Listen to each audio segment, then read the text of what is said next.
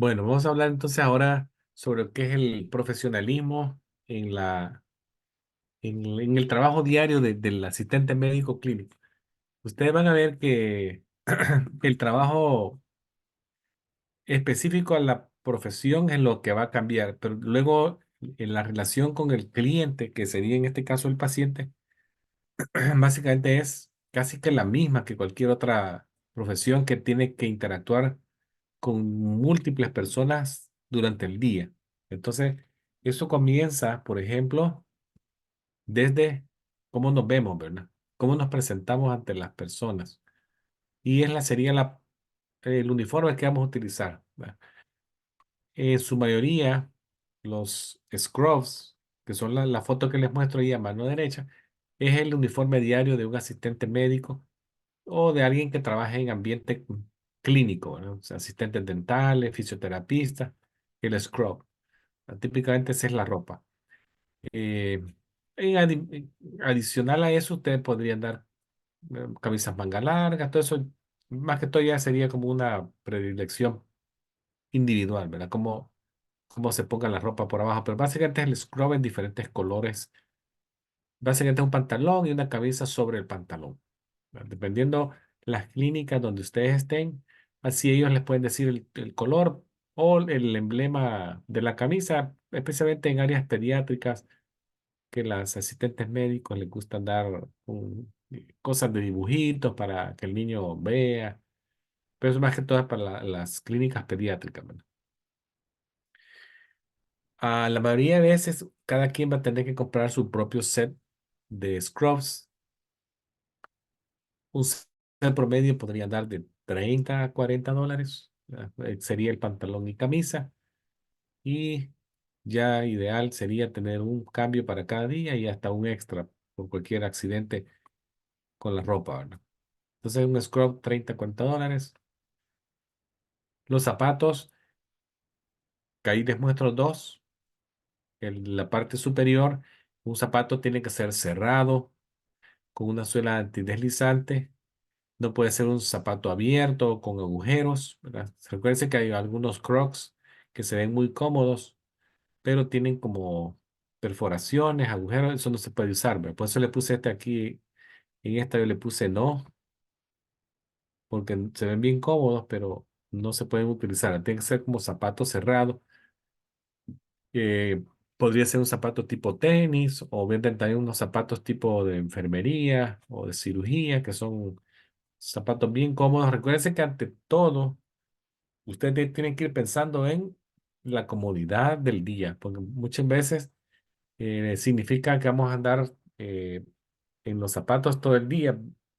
Y quieres o no, estamos hablando a veces de 8 horas. Entonces hay que pensar en la comodidad del día, ¿verdad? Que aguantemos el día sin mucha fatiga. Y ahí están las opciones que les dejo. Ahora, en lo que es la joyería, aquí, como les dice ahí, menos es más. Siempre hay que ser muy prudente en cuanto al uso de anillos, eh, porque recuerden que muchas veces nos tenemos que estar cambiando guantes, ponernos guantes, quitarnos guantes, hacer aseo de manos, y ponernos guantes, quitarnos guantes. Y entonces esa repetición en algunos escenarios va a ser bien incómodo, ¿no? Entonces aquí se puede permitir alguna joyería limitada, pero siempre los lugares prefieren menos es mejor, ¿verdad? Lo menos es mejor. El cabello, sí, ¿verdad? Tiene que ser cogido, tirado hacia atrás, ordenado, para apariencia profesional en todo momento, ¿verdad? Eh, Ahora bien, acá me voy a quedar un ratito acá. En cuanto a las uñas de las manos. Las uñas de las manos, recuérdense que deben de quedar al borde de la yema de los dedos para evitar perforaciones de los guantes. En algunos casos hay que quitarse los anillos, aretes y cadenas. Algunos artículos de joyería, como los que le mencioné, podrían albergar microorganismos que podrían convertirse en una fuente de contaminación para pacientes que tienen algún tipo de herida quirúrgica o ya por control. Siempre es bueno revisarnos las manos en la mañana y en el final de la tarde para comprobar que no haya ningún tipo de heridas, abrasiones, laceraciones, cortes. Siempre es bueno hacer eso, ¿verdad? También el uso del teléfono celular durante horas laborales tiene que ser al mínimo posible. Muchas personas dejan sus teléfonos en las estaciones de enfermería para no andarlos en los bolsillos cuando tienen interacción con los pacientes y no hay que estar viendo el teléfono celular frente a un paciente. Eso es lo ideal. Déjenlo en la estación de enfermería y muy prudente en el tiempo que demos para llamadas personales durante ese periodo de atención al paciente, ¿verdad? Eso es bien importante. Ahora, con lo del profesionalismo, seguimos hablando de que el asistente médico va a tener responsabilidades éticas y aquí se mencionan algunas características, ¿verdad? Recuérdense que eh, la presencia o la apariencia profesional es una cosa y otra cosa también es la manera de comportarnos, ¿verdad? Son dos cosas. Yo me puedo ver profesional, pero me comporto no muy profesional o no verme muy profesional y me comporto profesional. Lo ideal es que hagamos el clic ahí, ¿verdad? Vernos profesional y comportarnos profesionales para ser buenos en la parte de profesionalismo, apariencia y trabajo en la oficina. Eso es lo ideal, ¿verdad? Entonces, de profesionalismo, recuerden que también cómo me comporto en base al conocimiento y los estándares éticos que yo tengo para servir al público, ¿verdad? Qué es correcto, qué es incorrecto hacer, todo eso. La apariencia profesional proyecta competencia, incrementa la confianza del paciente hacia mí, hacia ustedes en el futuro, como asistentes médicos. Entonces, esas responsabilidades éticas deben de estar siempre con ustedes desde hoy y mantenerlas así a lo largo de su profesión y su carrera, ¿verdad? Y a medida que ustedes avanzan en este profesión médica. Entonces, siempre entre ellas vamos a mencionar la confidencialidad, pero eso vamos a hablar otro día en lo que es la HIPAA, ¿verdad? Para hacer honor a nuestra profesión, ¿verdad? También tenemos que ser tolerantes, honestos en el trabajo. Básicamente, honesto es mantenernos en el alcance de nuestra práctica, no salirnos del alcance de nuestra práctica. Eh, Carácter básicamente es tan relacionado a lo que es la moral y valores éticos de nosotros como individuos. Y confidencialidad significa que nos comportamos en una forma ética y manteniendo como privadas los conocimientos o conversaciones o lo que vemos de nuestros pacientes, ¿verdad? Entonces, eso es básicamente lo que queremos.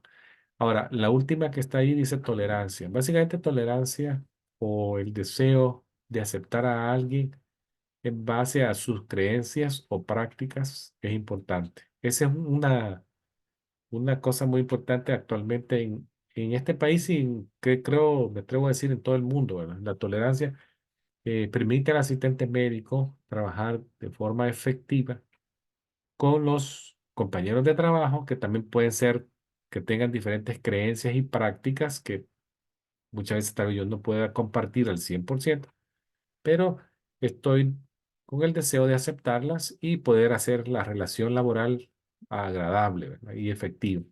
Con los pacientes igual, ¿verdad? Recuerden que muchos pacientes van a llegar y van a predicar diferentes religiones, orígenes étnicos. El antepasado cultural de ellos puede ser distinto al mío, pero siempre debo demostrarme tolerante o con deseo de aceptar sus creencias y prácticas para que la relación profesional sea lo mejor posible. Ahora, siempre mostremos respeto e integridad hacia los demás, ya sean estos los pacientes o nuestros compañeros de trabajo. Eso es bien importante. Siempre recordemos que los pacientes siempre tienen una expectativa razonable de nosotros, que esperan que nosotros llenemos esa expectativa razonable. Y eso es lo que se conoce en el ambiente como fidelidad, ¿verdad? Mantenerme en esa expectación del paciente sin sobrepasarme la línea. Entonces, eh, siempre en el día a día van a ver ustedes que muchas decisiones que tomamos involucran el componente ético, lo que es correcto, lo que es incorrecto. Y puede ser que también muchas de las cosas que hagamos van a rozar límites de la moralidad propia y eso nos va a guiar en el trabajo diario. Entonces, La ética siempre ha sido una parte de la medicina desde tiempos ancestrales, ¿verdad? Esto que les estoy diciendo no es nuevo, viene por años ya. Entonces, la comunicación entre compañeros, también en la oficina, tratemos de mantenerla lo más profesional posible, al menos en el horario de trabajo, para que no se salga y nos dé problemas, ¿verdad? Entonces, eh, la comunicación tiene que ser de esa manera, ¿verdad? Discusiones de cosas no relacionadas al trabajo debían de mantenerse al mínimo o, si ocurre, porque podrían ocurrir, hacerlo en las áreas designadas para tal propósito, ¿verdad? Cuando tenemos un receso, hay áreas ya destinadas para receso, para tomarse un café o almorzar. Esos serían los lugares más convenientes de practicar cosas no relacionadas al trabajo. Entonces, siempre recuerden ética en la comunicación de los compañeros, con los pacientes y con otras personas afuera de la clínica, pero que siempre estén en el ambiente profesional, para que siempre entendamos que así vamos a mantener el cuidado de la salud profesional y vamos a ser unos asistentes médicos eficientes, ¿verdad? Recordemos también ahora, debemos de tomar responsabilidad por las decisiones personales y comportamiento en el lugar de trabajo. Recordemos que muchas causas de estrés en el lugar de trabajo están relacionadas muchas veces al mal manejo de las tareas. En inglés le dicen procrastination, ¿verdad? Que básicamente es hacer todo al suave, al despacio, dejando todo para el final. Entonces, eso es un estrés que también tratemos de no entrar en esa práctica de procrastination, y las actividades deben de ser manejadas en base a una agenda de tiempos y con eficiencia para que no tengamos problemas, ¿verdad? Tenemos que ser organizados porque la desorganización sí es un factor de estrés en el ambiente médico, y el asistente médico no escapa de ese estrés. Créanme, sí, es muy estresante, ¿verdad? Entonces siempre mantengamos, si es posible, una tarea de listas, tengamos un papelito apuntando cosas para que no se nos escape nada y que después sea estresante, ¿verdad? Entonces, eso nos va a hacer que seamos individuos eficientes en el trabajo. Lo de la diversidad, creo que ya lo hablé hace un momentito, que les dije que vamos a enfrentarnos con individuos con diferentes culturas, que puede ser que tengan religiones diferentes, pero también que hablen diferente idioma, diferente lenguaje. Entonces, siempre demos espacios a esas diferencias en las ideas, que pueden ser como espacios personales de esas personas, ¿verdad? Eh, ahora bien, la sensibilidad cultural ya la mencionamos, la comunicación no verbal. En algunas culturas, recuerden que el lenguaje no verbal podría ser una sonrisa, mirar a alguien a los ojos, ligeramente tocar a alguien en el hombro o para mostrar interés. Pero recuerden que esto en algún momento podría crear interferencia si el gesto tiene diferente significado en esa cultura. Entonces ahí, ojo, ¿verdad? En cuanto a esto. Entonces el asistente médico debe de aprender lo más pronto posible acerca de las diferencias éticas y culturales, especialmente en algunos grupos que usted va a tener que compartir trabajo o atender pacientes de esos grupos, ¿verdad? Que frecuentemente son increíbles, se oye, pero van a ser bastantes en el día a día. Ahora, en el manejo el manejo de problemas en el lugar de trabajo, recuerde que yo creo que ningún lugar de trabajo escapa a que puedan haber conflictos, pero es bien difícil que no haya uno que no haya conflicto. Entonces, siempre hay algunas guías que es muy interesante conocer, que nos pueden ayudar a minimizar los conflictos y entre trabajadores y el staff que esté en la clínica donde estemos.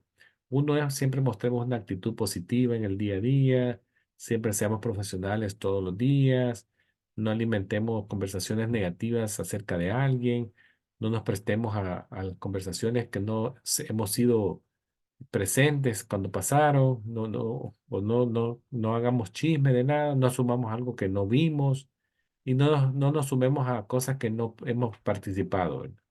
Básicamente, si hay un conflicto con un compañero de trabajo y no se puede resolver entre las dos personas, ella y yo, él o yo, Siempre es bueno reportarlo al supervisor inmediato para que nos ayude a resolver la situación, ¿verdad? Y pongamos límites profesionales en las actividades que llevemos a cabo en el día a día. También dijimos ya que mantenernos positivos siempre es importante, ¿verdad? La comunicación profesional en el lugar de trabajo, eso es eso, ¿verdad? Mostrar interés todo el tiempo, reaccionar de forma empática con los compañeros, ser profesional, escuchar activamente, si es con los pacientes, escuchar al paciente y razonablemente entender si está enojado, si está desinteresado. Siempre validemos a los pacientes por lo que está diciendo y seamos empatéticos y no hagamos promesas que podemos resolverle problemas que probablemente no vamos a poder resolver y quedemos mal con alguien, ¿verdad? No nos comprometamos con eso. Ahora, en la comunicación verbal y no verbal, ahí les dejo algunas cosas. Por ejemplo, de la comunicación podemos decir que en cuanto a la verbal, por ejemplo, podría ser oral o escrita. Acá la comunicación escrita es la más formal de las dos. La comunicación escrita es la más formal y por ende tiene que ser es, escrita sin errores gramaticales. Cuando pongamos nuestras notas en el expediente, tratemos de hacer oraciones que tengan sentido, con buena gramática, con buena composición de las frases, ¿verdad? Luego la comunicación no verbal se refiere a la información que recibimos de los pacientes o de nuestros compañeros de trabajo, muchas veces también, que vienen del lenguaje corporal, ¿verdad? Muchas veces esa información provee más información que las palabras mismas que estén diciéndonos. Bueno, el lenguaje corporal es una forma de expresión de muchas personas y de nosotros mismos, si leemos bien el lenguaje corporal, de sentir cómo esa persona está pensando, qué emoción puede tener. Entonces sí nos da bastante información y pongámosle ojo ahí.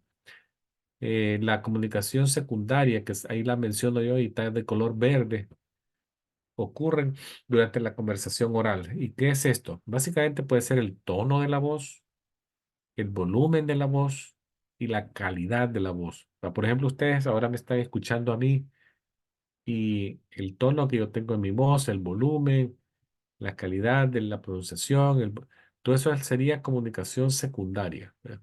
Porque ocurre durante la comunicación verbal y sin necesidad de ustedes de estarme viendo a mí, pueden captar alguna información solo en base a la comunicación secundaria de la voz.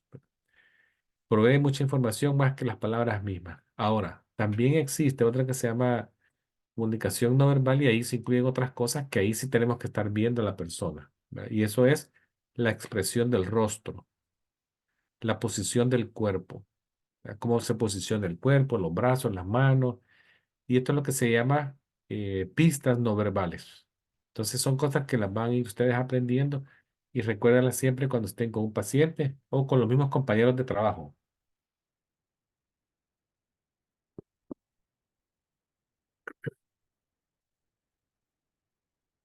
Ahora, comunicación, ¿qué destrezas hay en la comunicación del asistente médico? Ahí les dejo algunas cosas enfrente.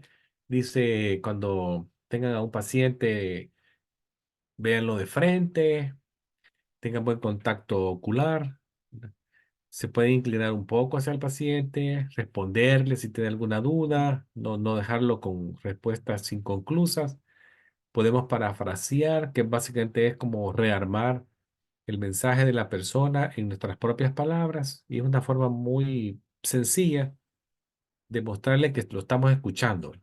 Y la clarificación, que sería la última de las ideas que está ahí, básicamente dice que es asegurarme de que lo que entendí, ese es el mensaje que el paciente me quería decir, ¿verdad? Yo clarifico. No olvidemos también, muchas veces nos pasa que el silencio también tiene parte en la conversación, ¿verdad? Muchas veces el silencio es muy poderoso y hay que practicarlo, ¿verdad? No solo es hablar y hablar y hablar, sino que el silencio a veces, hacer pausas es necesario. Siempre hay que usarlo como una técnica terapéutica. Ahí les dejo también unas fotografías que cómo comunicarse efectivamente con los pacientes, sus familiares y otros profesionales. Bueno, con los pacientes o familiares, siempre cuando arriban, saludarlos, guiarlos al área de espera, especialmente si están ustedes como cubriendo la parte administrativa, saludarlo o si están ocupados en una llamada, solo un gesto, voltearlos a ver, una sonrisa, un movimiento de manos, orientando al paciente que se siente, que ya lo van a atender. Podría ser una forma de comunicación no verbal que los orienta, ¿verdad? Cuando un paciente arriba, siempre dos cosas tienen que ocurrir, ¿verdad? Primero, hacerle saber que ya llegaron y que usted se enteró que ya llegó, ¿verdad? Y otro es qué va a hacer, ¿verdad? Ellos necesitan ser saludados inmediatamente o lo más pronto posible y guiarlos con cortesía a qué quiere usted que haga, ¿verdad? Que se siente, que esperen y luego ya en base al turno usted lo llama y ya lo atiende. Siempre no violentando la confidencialidad de los pacientes, ¿verdad? Siempre lo llamamos con su primer nombre. Muchas recepcionistas en las clínicas tienen vidrios deslizantes, ventanas con vidrios deslizantes que protegen el ambiente donde ellas están para que no se escuchen llamadas telefónicas, donde se pronuncien nombres, medicamentos o algunas direcciones y todo eso. Entonces, eh, cuando ya no hay intercambio de ideas en un teléfono, siempre es bueno que la ventana esté abierta lo más posible para dar la apariencia de que hay apertura para otro, ¿verdad? Que no está cerrada y no se está atendiendo a nadie. Ahí les dejo algunas técnicas de terapia de comunicación. Tenemos el uso del silencio, que ya les dije, para hacer pausas, silencios de segundos, para que el paciente exprese sus pensamientos y sentimientos. Les podemos dar algunas guías para irlos como orientando sin presionarlos hacia una dirección de idea, ¿verdad? ¿Qué tal se siente? ¿Y entonces qué? ¿En qué le puedo ayudar? ¿Por dónde empezamos? Pues, y así, ¿verdad? Recuerde que si uno también le deja la libertad al paciente de hablar al 100%, un paciente le puede, en una consulta, decirle 10 cosas que le están molestando, ¿verdad? De queja. Que me duele la mano derecha, que me duele el cuello del lado izquierdo y se me va el dolor hacia atrás y luego me llega hasta la parte inferior y que también he sentido que el estómago me está creciendo y que también las rodillas a veces, o sea, tiene que uno priorizar y ir como a base de terapia comunicación terapéutica, ir guiándolo, especificando, expresándole dudas, cuál es el mayor dolor. De las tres cosas, cinco que me dijo, ¿cuál usted pone en número uno? Centrémonos en esa, ¿verdad? Clasificamos en la prioridad y en esa nos centramos para ir como caminando en una dirección apropiada. Siempre utilizamos respuestas abiertas, no cerradas. La respuesta cerrada sería que me va a decir sí o no. Sí, no, está bien. No, me duele mucho.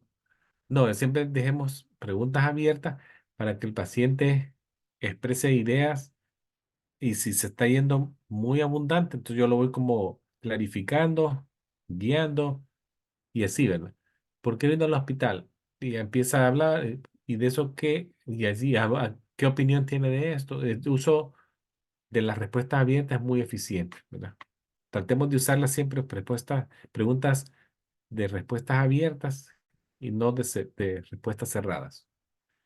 El uso de contacto aquí también ahí le pongo yo los contactos de tocar hombros, manos en algunos individuos y familias, en base a su cultura, eh, no son muy bien vistos y pueden ser muy sensibles a esas diferencias. Pero entonces, especialmente si es de un hombre a una mujer o de una mujer a un hombre, algunas culturas son muy conservadoras y no toleran eso, ¿verdad? Poner un brazo sobre un hombro, colocarle la mano sobre la mano a otro paciente. So, el uso del contacto bien, tiene que ser muy minucioso, ¿verdad? Petición de aclaración es otra comunicación terapéutica, aclarando, ¿verdad? ¿Quieres repetirlo otra vez? Deme más detalles de lo que me acaba de decir, desde cuándo está utilizando este medicamento, cuándo lo operaron, se recuerda del mes, si no se recuerda del mes, no interesa, pero dígame más o menos, fue hace 2, 3 años, y así irla más o menos aclarando y pidiéndole más información, vamos guiando al paciente, ¿verdad? Nunca presionando conversaciones hacia una dirección. Suministro de información es importante al final de las conversaciones. Siempre tenemos que dar información, explicarle cómo se va, si entendió que lo que le dijo el doctor del medicamento, con qué frecuencia, por cuántos días, cuándo va a regresar, que si se entendió que tiene que ir a la cita con el especialista la próxima semana y luego regresar con el doctor. Eso es suministrar información. Suministro información de una forma simple, sencilla, específica, ya sea que el paciente me la pidió o no. Cuando la información no es conocida, la enfermera o la asistente médico la va a proporcionar, sea solicitada o no. Todo es por el bien del paciente. Ofrecer ayuda al paciente, sugerirle, mostrar interés. Luego tenemos el enfoque, aclaración de los momentos, el enfoque y luego resumen y planificación. Recuérdense que todo esto, las clínicas trabajan en base a horario. Y si yo me extiendo mucho, me estoy metiendo en el horario de otra persona o de otro paciente que probablemente es el que sigue, ¿verdad? Entonces, una vez obtengamos la información necesaria para esa consulta puntual, yo resumo y planifico y ya voy terminando, ¿verdad? Hago la reflexión y ya con una técnica de resumir ideas, ya voy finalizando la conversación, ya le digo yo, bueno, lo que yo le iba a preguntar, ya lo completé. ¿Tiene usted alguna duda, comentario? El doctor viene en unos minutos. Y ya, ¿verdad? Porque si no, podemos pasar toda la mañana platicando y nos metemos en el horario de otro paciente y el doctor ya va a ir como acumulando tiempo atrasado, atrasado, y al final de la mañana ya eso es un problema. Eso es lo que en base a la comunicación terapéutica. Ahora, comunicación de negocios también es importante. Recuerden que la comunicación con otras empresas podría ser escrita o con el teléfono en mano y hay que mostrar siempre profesionalismo en ese tipo de contacto, ¿verdad? Entonces, por ejemplo, cuando hagamos esto, recuérdense que me voy a regresar un poquito acá, brevemente. La comunicación, les dije que siempre cuando van a escribir algo ya muy formal, usen buena gramática, puntuación y estilo en las oraciones que van a escribir. Eh, la comunicación escrita puede ser que se va a hacer para crear una carta de un paciente, hacer una solicitud de una información a otra empresa, a otra clínica o para manejar un problema, ¿verdad? Entonces, siempre hacerlo de forma profesional. Si se va a hacer por teléfono, utilicemos un tono profesional. También tenemos que hablar con una apropiada gramática. Cuando hablemos bien, responder de forma efectiva y en tiempo. Las conversaciones, ya sean de teléfono o escritas, no contestar en 15 días o una semana. A veces las cosas son de la misma mañana o del mismo día. Entonces, esa es la comunicación comercial, ¿verdad? Eh, Cuando estemos ahí, les dejo una foto de la mano derecha superior. Que les dije, muchas clínicas ahora tienen como ventanas corredizas de vidrio. Esta atención que está viendo acá en la parte inferior, recuérdense que no se puede estar tomando una llamada por teléfono y tener una persona a menos de 3 pies de ustedes porque va a escuchar todo. Entonces, en estos casos, o atiendo la llamada o atiendo al señor, pero este señor se tiene que ir a sentar, ¿verdad? Mandarlo a sentar y ya cuando ya tenemos todo resuelto, él puede regresar, ¿verdad? Esta fotografía de acá sí muestra bastante profesionalismo eh, de la asistente médico que ya tiene a un paciente frente a ella y le está dando atención necesaria, no está atendiendo el teléfono y tenía al otro paciente sentado en el área de espera como una distancia prudente, ¿verdad? De ella. Entonces, Cuando un paciente está frente al escritorio, el asistente médico debe evitar lo más posible tomar conversaciones al teléfono con otro paciente y atender solamente un paciente a la vez, paciente en el escritorio o paciente en el teléfono. Entonces, el asistente médico debe instruir a los pacientes y sus familiares a sentarse en el área de espera y esperar su turno o esperar al paciente que está pasando la consulta. Ahora bien, en algunos casos puede ser necesario que se discutan información sensible, entonces en estos casos sí el paciente debe ser llevado a un área privada, como lo ven en la foto de aquí abajo, que la paciente está en el consultorio. En cuanto a cómo respondemos telefónicamente a alguien, bueno, cuando hablemos por teléfono, siempre identifiquémonos a nosotros mismos. Recordemos que la otra persona no sabe quiénes somos, no creamos que ellas saben quiénes somos, sino que identificarnos, ¿verdad? Decirnos por el nombre, nuestro primer nombre, el nombre de la clínica y decir en qué puedo ayudar, ¿verdad? Eso le demuestra al otro que usted está para servirle, para ayudarle en lo posible y se hace de una manera pronta y amable. Algunas oficinas tienen como protocolo que se conteste como al tercer repique del teléfono y el paciente no debe ser inmediatamente puesto a un hold o en espera, sino que preguntarle, ¿verdad? Siempre se le pregunta al paciente si puede esperar, si no, tome el número y le llama posteriormente. Siempre puede ser que van a escuchar conversaciones agresivas de los pacientes, llamadas con enojo, agresividad, y ahí hay que mantener la calma, la compostura, hablar claro y conciso y no caer en la tentación de responder con otra agresividad o tono de voz elevado, ¿verdad? Evitando lo más posible caer en el conflicto con otro paciente, aunque sea por teléfono, ¿verdad? Muchos pacientes, el teléfono es la primera comunicación que tienen con la clínica y de eso depende que regresen o no regresen o hablen mal de la clínica. Entonces sí hay que mostrar interés en las conversaciones telefónicas. Cuando estemos con otras prácticas, ahí sí, siempre estemos dispuestos a ayudar a otros profesionales de la salud cuando se nos acerquen para pedir ayuda, sea de forma personal o por teléfono.